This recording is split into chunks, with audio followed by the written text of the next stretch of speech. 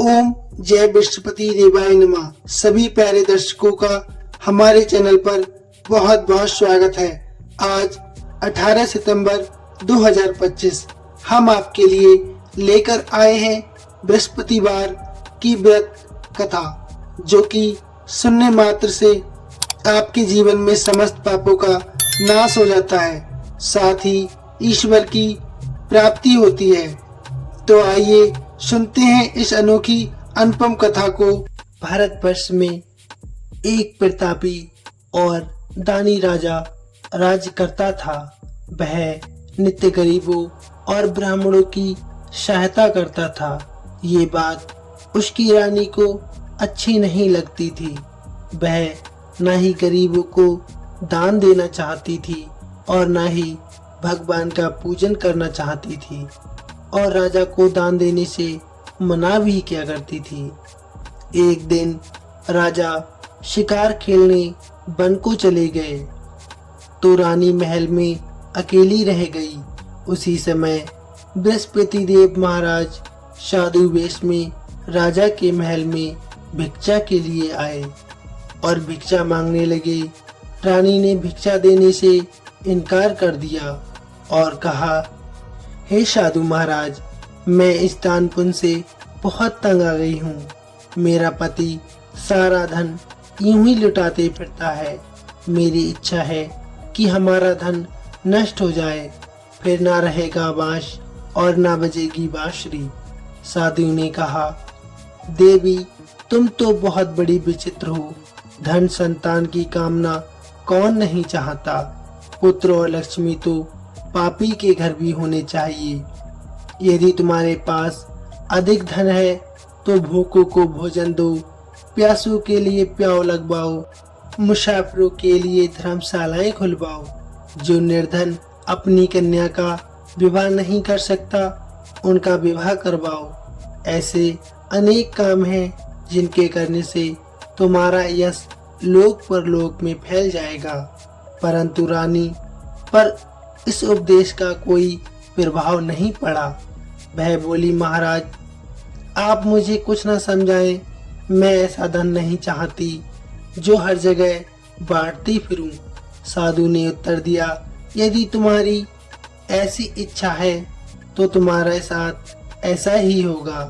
तुम ऐसा करना कि बृहस्पतिवार को घर लीपकर पीली मिट्टी से अपना सिर धोकर स्नान करना, भट्टी चढ़ाकर कपड़े धोना।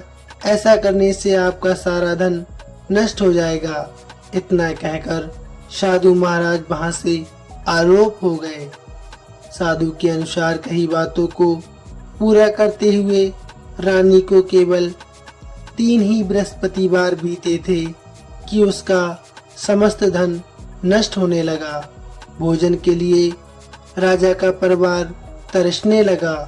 तब एक दिन राजा ने रानी से बोला कि हे रानी, तुम यहीं रहो, मैं दूसरे देश को जाता हूँ, क्योंकि यहाँ पर सभी लोग मुझे जानते हैं, इसलिए मैं कोई छोटा कार्य नहीं कर सकता हूँ। ऐसा कहकर राजा परदेश चला गया। वहाँ जंगल से लकड़ी काट कर लाता और शहर में बेच देता था। इस तरह वह अपना जीवन व्यतीत करने लगा। इधर राजा के परदेश जाते ही रानी और दासी बहुत दुखी रहने लगी। एक बार जब रानी और दासी को 7 दिन तक बिना भोजन के रहना पड़ा तो रानी ने अपनी दासी से कहा, हे दासी, आप पास ही के नगर में मेरी बहन के पास चली जाओ। वह बहुत बड़ी धनवान है। तू उसके पास जाकर कुछ ले आ ताकि थोड़ी बहुत गुजर बसर हो सके। दासी रानी की बहन के पास चली गई। उस दिन सौभाग्य से गुरुवार था और रानी की बहन उस समय बृहस्पतिवार व्रत की कथा सुन रही थी। दासी ने रानी की बहन को अपनी रानी का संदेश सुनाया, लेकिन रानी की बहन ने कोई उत्तर नहीं दिया। जब दासी को रानी की बहन का कोई उत्तर नहीं मिला तो वह बहुत दुखी मन से और क्रोध में आते हुए वापस आ गई। दासी ने वापस आकर रानी को सारी बात बता दी। सुनकर रानी ने अपने भाग्य को ही कोसा। उधर रानी की बहन ने सोचा कि मेरी बहन की दासी आई थी, परंतु मैंने उससे कुछ नहीं बोला, इससे वह बहुत दुखी हुई होगी। कथा सुनकर और पूजन समाप्त करके प्रसाद ग्रहण करने के उपरांत वह अपने बहन के घर आई और कहने लगी, हे बहन, मैं बृहस्पतिवार का व्रत कर रही थी। तुम्हारी दासी मेरे घर आई थी, परंतु जब तक कथा होती है तब तक ना ही उठते हैं और ना ही बोलते हैं, इसलिए मैं नहीं बोली। कहो दासी क्यों गई थी? रानी बोली, बहन तुमसे मैं क्या छुपाऊं, हमारे घर में खाने के लिए अनाज तक नहीं है। ऐसा कहते कहते रानी की आंखों में आंसू आ गए। उसने दासी समेत पिछले 7 दिनों से भूखे रहने तक का सारा बयान अपनी बहन को विस्तार पूर्वक सुना दिया। रानी की बहन बोली, देखो बहन, भगवान बृहस्पति देव सबकी मनोकामना को पूर्ण अवश्य करते हैं। देखो शायद तुम्हारे घर में अनाज रखा हो। पहले तो रानी को विश्वास नहीं हुआ, पर बहन के आग्रह करने पर उसने अपनी दासी को अंदर भेजा तो उसे सचमुच अनाज से भरा एक घड़ा मिल गया। ये देखकर दासी को बड़ी हैरानी हुई। दासी रानी से कहने लगी, हे रानी, जब हमको भोजन नहीं मिलता तो हम व्रत ही तो करते हैं, इसलिए क्यों ना इनसे व्रत कथा और विधि पूछ ली जाए ताकि हम भी व्रत कर सकें। तब रानी ने अपनी बहन से बृहस्पतिवार व्रत के बारे में पूछा। उसकी बहन ने बताया, बृहस्पतिवार के व्रत में चने की दाल और मुनक्का से विष्णु भगवान का केले की जड़ में पूजन करें तथा दीपक जलाएं, व्रत कथा सुने और पीला भोजन ही करें। इससे बृहस्पति देव बहुत प्रसन्न होते हैं। व्रत और पूजन विधि बताकर रानी की बहन अपने घर लौट गई। 7 दिन के बाद जब गुरुवार आया तो दोनों रानी और दासी ने व्रत रखा। गुड़साल में जाकर चना और गुड़ लेकर आ गईं। फिर उससे केले की जड़ तथा विष्णु भगवान का पूजन किया। अब पीला भोजन कहाँ से लाएं, इस बात को लेकर दोनों बहुत दुखी थी। चूंकि उन्होंने व्रत रखा था इसलिए बृहस्पति देव उनसे प्रसन्न थे, इसलिए वे एक साधारण व्यक्ति का रूप धारण करके थालों में सुंदर पीला भोजन सजाकर दासी को दे गए। भोजन पाकर दासी बहुत प्रसन्न हुई और फिर रानी से कहने लगी, आइए भोजन ग्रहण करते हैं। उसके बाद वे सभी गुरुवार को व्रत और पूजन करने लगी। बृहस्पति भगवान की कृपा से उनके पास फिर से अपार धन संपत्ति आ गई, परंतु रानी फिर से पहले की तरह आलस करने लगी। तब दासी बोली, देखो रानी, तुम पहले भी इस प्रकार का आलस करती थी। तुम्हें धन रखने में कष्ट होता था, इस कारण सभी धन नष्ट हो गया, और जब अब भगवान बृहस्पति देव की कृपा से धन मिला है तो तुम्हें फिर से आलस होता है। रानी को समझाते हुए दासी कहती है कि बड़ी मुसीबतों के बाद हमने ये धन पाया है, इसलिए हमें दान पुण्य करना चाहिए, भूखे मनुष्यों को भोजन करवाना चाहिए और धन को शुभ कार्यों में खर्च करना चाहिए, जिससे तुम्हारे कुल का यश बढ़ेगा, स्वर्ग की प्राप्ति होगी और पितृ प्रसन्न होंगे। दासी की बात सुनकर रानी अपना धन शुभ कार्यों में खर्च करने लगी, जिससे पूरे नगर में उसका यश फैलने लगा। बृहस्पतिवार व्रत कथा के बाद श्रद्धा के साथ आरती की जानी चाहिए। इसके बाद प्रसाद बांटकर उसे ग्रहण करना चाहिए। इधर राजा एक दिन बहुत दुखी होकर जंगल में एक पेड़ के नीचे आसन जमा कर बैठ गया। वह अपनी दशा को याद करके बहुत व्याकुल होने लगा। बृहस्पतिवार का दिन था। एकाएक उसने देखा कि निर्जन वन में एक साधु प्रकट हुआ। वह साधु वेश में स्वयं बृहस्पति देव थे। लकड़हारे के सामने आकर बोले, हे लकड़हारे, इस सुनसान जंगल में तू चिंता मगन क्यों बैठा है? लकड़हारे ने दोनों हाथ जोड़कर प्रणाम किया और उत्तर दिया, महात्मा जी, आप सब कुछ जानते हैं, मैं क्या कहूँ। ये कहकर वह जोर जोर से रोने लगा और साधु महाराज को अपनी आत्मकथा सुनाने लगा। महात्मा जी ने कहा, तुम्हारी स्त्री ने बृहस्पति भगवान का अपमान किया था, जिसके कारण रुष्ट होकर उन्होंने तुम्हारी ये दशा कर दी थी। अब तुम चिंता मत करो, मेरे कहने पर चलो, मैं तुम्हारे सारे कष्ट दूर कर दूंगा और भगवान पहले से भी अधिक संपत्ति देंगे। तुम बृहस्पति के दिन कथा किया करो, 2 पैसे के चने मुनक्का लाकर उसका प्रसाद बनाया करो और शुद्ध जल से लोटे में शक्कर मिलाकर अमृत तैयार किया करो। कथा के पश्चात अपने सारे परिवार और सुनने वाले प्रेमियों में अमृत व प्रसाद बांटकर आप भी ग्रहण किया करो। ऐसा करने से भगवान तुम्हारी सब मनोकामनाएं अवश्य पूर्ण करेंगे। साधु के ऐसे वचन सुनकर लकड़हारा बोला, हे प्रभु, मुझे लकड़ी बेचकर इतना पैसा नहीं मिलता जिससे मैं भोजन के उपरांत कुछ बचा सकूं। मैंने रात्रि में अपनी स्त्री को व्याकुल देखा है। मेरे पास कुछ भी नहीं है जिससे मैं उसकी खबर मंगा सकूं। साधु ने कहा, हे लकड़हारे, तुम किसी बात की चिंता मत करो। बृहस्पति के दिन तुम रोजाना की तरह लकड़ियां लेकर शहर को जाना। तुमको रोज से दुगना धन प्राप्त होगा, जिससे तुम भली भांति भोजन कर लोगे तथा बृहस्पति देव की पूजा का सामान भी ले लोगे। इतना कहकर साधु अंतर ध्यान हो गए।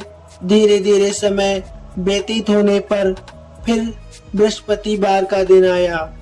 लकड़हारा जंगल से लकड़ी काटकर किसी शहर में बेचने गया।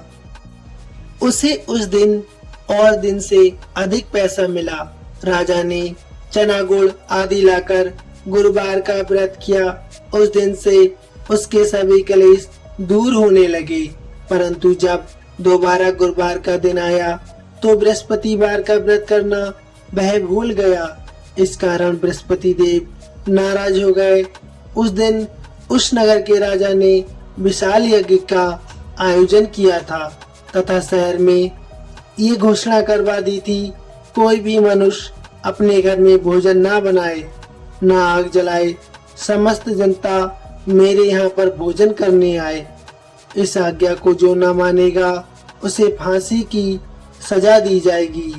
इस तरह घोषणा संपूर्ण नगर में करवा दी गई। राजा की आज्ञा अनुसार शहर के सभी लोग भोजन करने गए, लेकिन लकड़हारा कुछ देर से पहुंचा।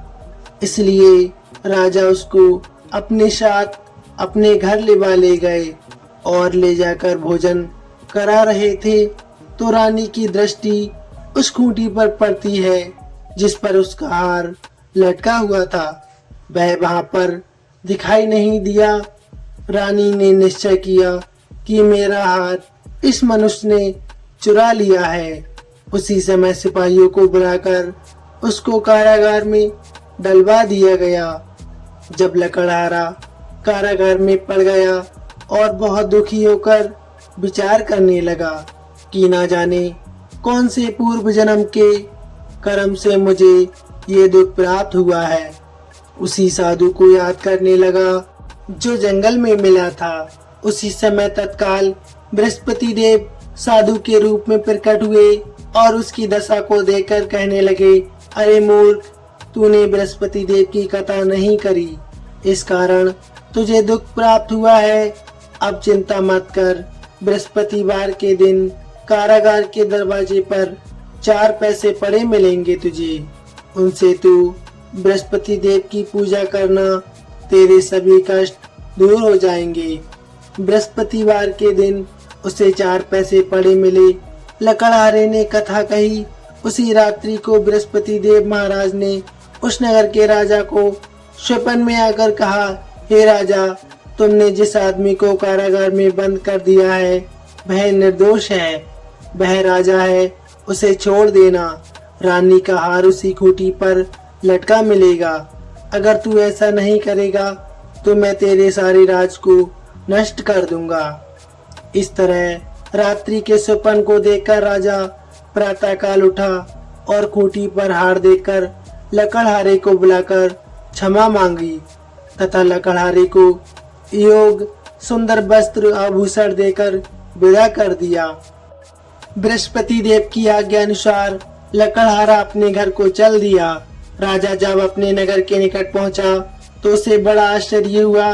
नगर में पहले से अधिक बाग, तालाब, कुएं तथा बहुत सी धर्मशाला, मंदिर आदि बन गई हैं। राजा ने पूछा, ये किसका बाग और धर्मशाला है? तब नगर के सब लोग कहने लगे, ये सब रानी और बांदी के हैं। तो राजा को बहुत आश्चर्य हुआ और गुस्सा भी आया।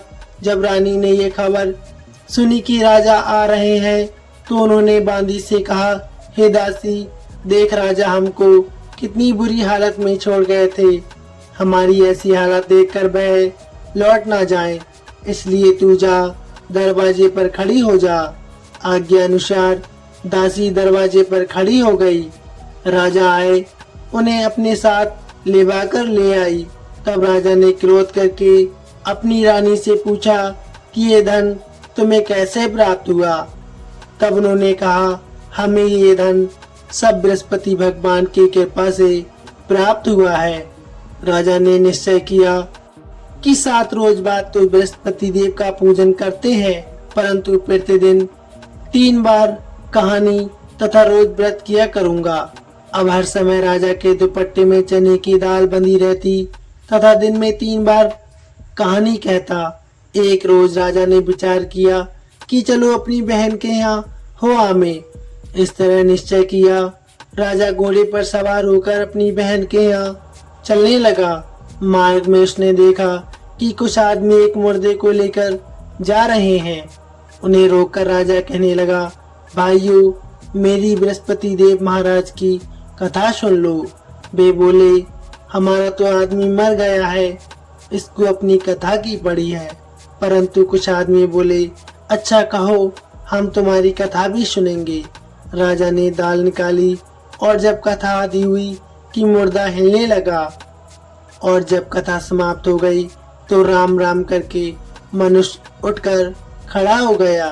आगे मार्ग में उसे एक किसान खेत में हल चलाता मिला। राजा ने उसे देखा और उससे कहा, अरे भैया, तुम मेरी बृहस्पतिवार की कथा सुन लो। किसान बोला, जब तक मैं तेरी कथा सुनूंगा तब तक मैं 4 हरैया और जोत लूंगा। जा अपनी कथा किसी और को सुनाना। इस तरह राजा आगे चलने लगा। राजा के हटते ही बैल पछाड़ खाकर गिर गया तथा किसान के पेट में बड़ी जोर का दर्द होने लगा। उसी समय उसकी माँ रोटी लेकर आई। उसने जब ये देखा तो अपने पुत्र से सवाल पूछा और बेटे ने सभी हाल कह दिया। तो बुढ़िया माई दौड़ी दौड़ी उस घुड़सवार के पास गई और उससे बोली कि मैं तेरी कथा सुनूंगी, तू अपनी कथा मेरे खेत पर चलकर ही कहना। राजा ने बुढ़िया के खेत पर जाकर कथा कही, जिसके सुनते ही बैल उठ खड़े हुए तथा किसान के पेट का दर्द भी बंद हो गया। राजा अपनी बहन के घर पहुंचा। बहन ने भाई की खूब खातिरदारी की। दूसरे रोज प्रातःकाल वह जागा तो वह कहने लगा, सब लोग भोजन कर रहे हैं।